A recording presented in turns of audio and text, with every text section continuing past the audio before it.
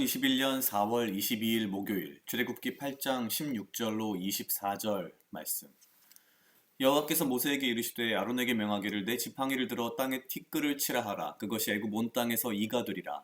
그들이 그대로 행할세 아론이 지팡이를 잡고 손을 들어 땅에 티끌을 치매 애굽 온 땅의 티끌이 다 이가 되어 사람과 생축에게 오르니 술객들이 자기 술법으로 이같이 하여 이를 내려 하였으나 못하였고 이는 사람과 생축에게 있은지라. 술객이 바로에게 구하되 이는 하나님의 권능이니이다 하나 바로의 마음이 강팍해 되어 그들을 듣지 아니하였으니 여호와의 말씀과 같더라. 여호와께서 모세에게 이르시되 아침에 일찍이 일어나 바로 앞에 서라. 그가 물로 나오리니 그에게 이르기를 여호와의 말씀에 내 백성을 보내라. 그들이 나를 섬길 것이니라. 만일 내 백성을 보내지 아니하면 내가 너와 내 신하와 내 백성과 내 집들의 파리떼를 보내리니 애굽 사람이 집집에 파리떼가 가득할 것이며 그들의 거하는 땅에도 그러하니라. 그날에 내가 내 백성에 거하는 고센 땅을 구별하여 그곳에는 파리떼가 없게 하리니 이로 말미암아 나는 세상 중에 여호와인 줄을 내가 알게 될 것이라. 내가 내 백성과 내 백성 사이에 구별을 두리니 내일 이 표징이 있으리라 하셨다 하라 하시고 여호와께서 그와 같이 하시니 무수한 파리떼가 바로의 궁에와 그 신하의 집에와 애굽 전국에 이르니 파리떼로 인하여 땅이 해를 받더라. 아멘. 오늘 출애굽기 8장 16절로 24절 말씀은 세 번째와 네 번째 재앙에 대한 이야기입니다. 하나님께서는 물을 피로 만드심으로써 생명에 대한 모든 주권이 하나님께 있음을 보여주셨고 다산과 풍요를 목적으로 우상 숭배하는 개구리를 이용해서 그들의 우상 숭배가 얼마나 썩은 것이며 악취를 풍기는 것인지를 보여주셨습니다. 오늘 8장 16절부터 등장하는 이가 있는데요. 온 땅에 티끌을 치라 그것이 애굽 온 땅에서 이가 되리라. 우리가 이로 번역을 하고 있긴 합니다만 실제 많은 해석가들은 현재 우리 기준으로 본다면 이것은 이가 아니라 모기라고 보고 있습니다. 애굽 지역의 이 모기는 우리가 일반적으로 여름에 보는 모기와 달라서요. 굉장히 강력하고 지독하며 심지어 사람의 눈과 코, 속까지 파고들어서 피를 빨아먹었다고 합니다. 그러니 이러한 모기가 떼를 지어서 사람과 가축을 공격을 했으니 이게 얼마나 괴롭고 고통스러운 일인지 충분히 상상이 갑니다. 그리고 나서 등장하는 네 번째 재앙은 바로 파리떼 재앙이었습니다. 하나님께서는 분명하게 22절과 23절을 통해서 말씀하십니다. 22절 그날에 내가 내 백성에 거하는 고센 땅을 구별하여 그곳에는 파리떼가 없게 하리니 이로 말미암아 나는 세상 중에 여호와인 줄을 내가 알게 될 것이라. 앞부분에 등장하는 이 모기떼의 재앙으로 인해서 여태까지 이 하나님의 능력을 흉내내던 애굽의 술객들이 이제 흔히 하는 말로 두 손 두 발 다 들게 되고 오히려 바로에게 가서 이는 하나님의 권능입니다 라고 고백을 하게 됩니다. 가만히 생각해보면 이 세 번째와 네 번째 재앙은 모기와 파리라고 하는 정말 미물 중의 미물을 우리가 어떻게 생각해야 하는가, 그리고 이 모든 자연의 것들을 하나님께서 이용하셔서 주님의 섭리를 보여주시는 그러한 것들을 말씀하십니다. 당연한 얘기지만 이 세상의 모든 것들, 모든 자연의 것들은 하나님의 섭리 가운데 있고 이것을 하나님께서 이용하셔서 애굽의 바로에게 재앙으로 보여주는 모습을 우리는 보고 있습니다.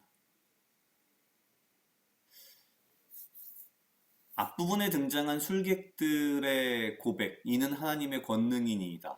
그리고 22절에 등장하는 하나님의 말씀, 나는 세상 중에 여호와인 줄을 내가 알게 될 것이라.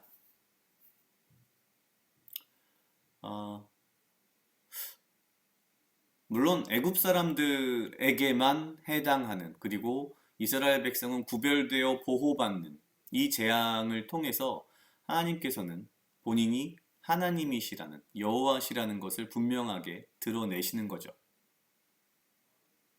그냥 이 바로의 모습을 보면서 역시 또 그런 생각을 했습니다. 이게 물론 우리가 우리 자신을 이스라엘 백성에 투영할 수도 있지만 저는 거꾸로 나 자신을 이 바로에게 투영을 해서 보면 이 바로가 얼마나 교만하며 또한 이 마음이 강팍해졌다는 것이 그의 교만함의 어떤 높이를, 교만함의 크기를 상징하는 것 아닌가라는 생각이 듭니다. 모기와 파리라고 하는 정말 미물, 이런 것들, 이 미물 때문에 애굽의 왕 바로의 어떤 권위가 상하는 것이 너무나도 기분이 상했을 텐데, 그런데 본인 스스로 얼마나 나 자신이 나약한지를 확인하게 되는 과정인 거죠. 엄청나게 큰 나라의 어떤 군대가 들이닥쳐서 이집트와 전쟁을 펼치는 것이 아니라 정말 한낱 미물이라 할 수 있는 모기와 파리로 애굽의 왕인 바로가 무릎 꿇게 되는 상황으로 흘러가는 겁니다. 제 자신을 돌아보면 나도 역시 어쩌면 바로와 닮은 부분이 있지 않을까. 나의 교만함, 그리고 결국 이런 미물들, 작은 것들에 대한 무시, 하나님의 섭리를 똑바로 이해하지 못하고 주의 섭리를 역행하고 나의 욕심대로, 나의 욕망대로 살고자 하는 마음. 결국에는 모기와 파리로 인하여서 정말 괴로움을 당하고 나서야 정신을 차리는 모습, 이런 것들이 사실 바로에게뿐만 아니라 내 자신에게도 어찌 보면은 동일하게 적용될 수 있지 않을까? 거꾸로 말하면 바로처럼 이렇게 고통과 괴로움을 당하고 나서야 하나님을 이해하고 하나님의 섭리를 아는 것이 아니라 일찍이 하나님 앞에서 내가 믿는 자로서 주 앞에 엎드러지는 그러한 삶을 살아야 하지 않나.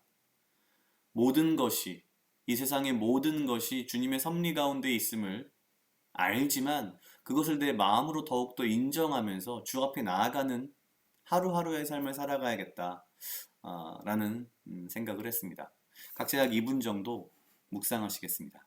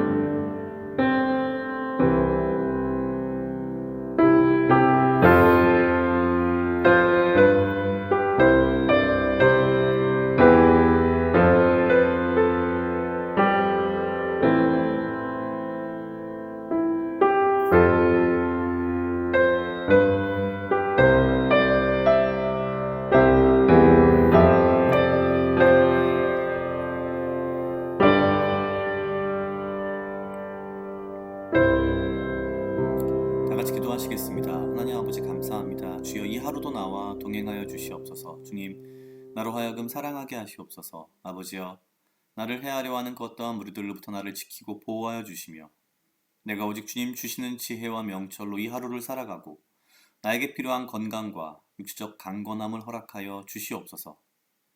주님, 내가 바로와 같은 교만함의 자리에 앉지 않게 하시고 오직 주를 바라보며 주 앞에 엎드리며 오직 주의 섭리와 주의 능력 아래에서 오직 아버지의 구별된 백성으로 살아갈 수 있도록 주여 인도하여 주시옵소서.